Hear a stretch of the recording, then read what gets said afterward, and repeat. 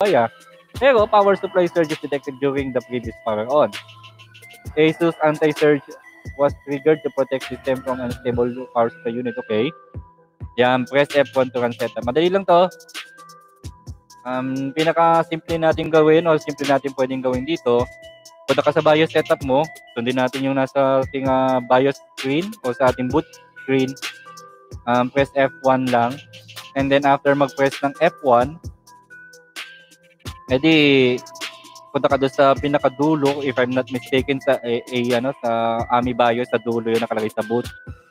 Select yung load default o kaya yung optimize settings, default settings or optimized settings.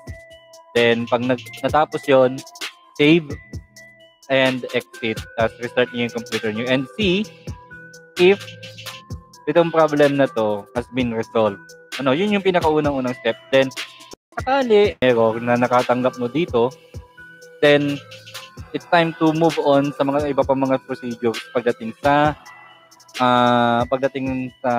troubleshooting ng iyong issue. This would another thing to do for this one. Kung hindi mag-stick yung mga settings na nilagay mo, you could try resetting your CMOS or your BIOS by removing yung battery. So remove your battery for at least 5 minutes. Siguro, iwanan mo ng 5 minutes. Kung may jumper, may CMOS o clear BIOS jumper, yung motherboard, use that also. And then, kabit nyo ulit si battery, boot into your BIOS, gawin nyo ulit itong step na to, and then save and exit, and then restart. Then, update na lang tayo kung anong nangyayari pang susunod.